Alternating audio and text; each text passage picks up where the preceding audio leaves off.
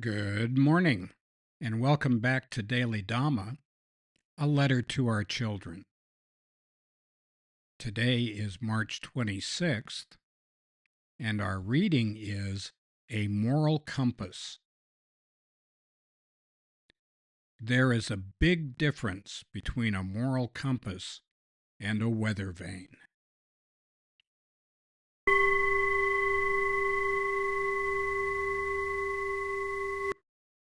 Acceptance of life on life's terms does not mean that we abdicate all responsibility for our own moral positions.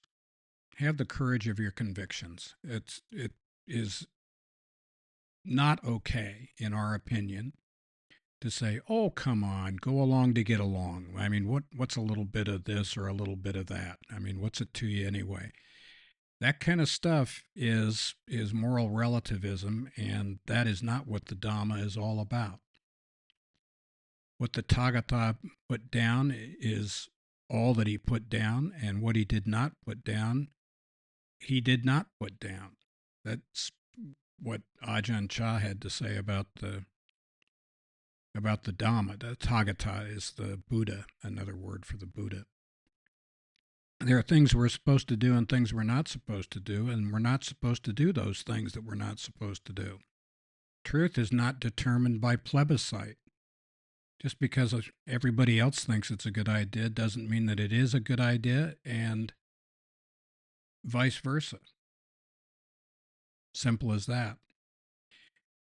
Deciding that we're going to let higher authority take responsibility for our decisions is an abdication of our moral responsibility to the universe.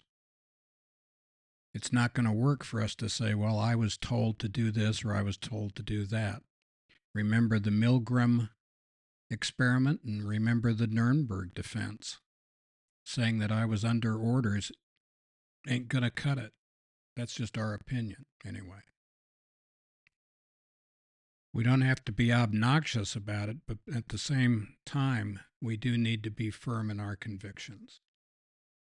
Constant as the northern star does not mean constantly in the dark. Changing the evaluation of behavior X, depending on who it was that did the act and upon whom it was that the act was inflicted, is the essence of racism and other kinds of isms. If we'll judge you one way when you're acting like this, and then we'll judge ourselves a different way. Don't we see that's the problem? That is the problem.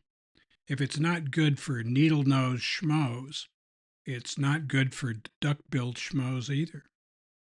And we don't get to just pick and choose and we say, well, yeah, we did that, but they had it coming, or they're really bad, or we know that they are evil. Man, you must have a pair of X-ray glasses, I guess.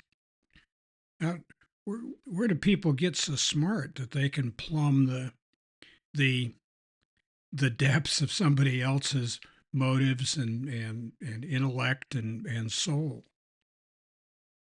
Gee, you ought to see if you can market that. You'd probably make a lot of money. Man, you'd never have to work again. Unfortunately, that's all bunk. People don't know what's in the hearts of other people.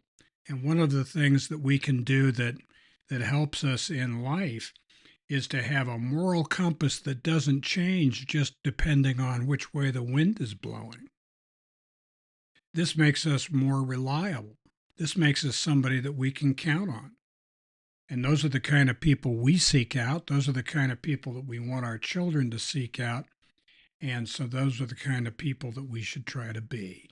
Just our opinion. So happy trails to you until we meet again.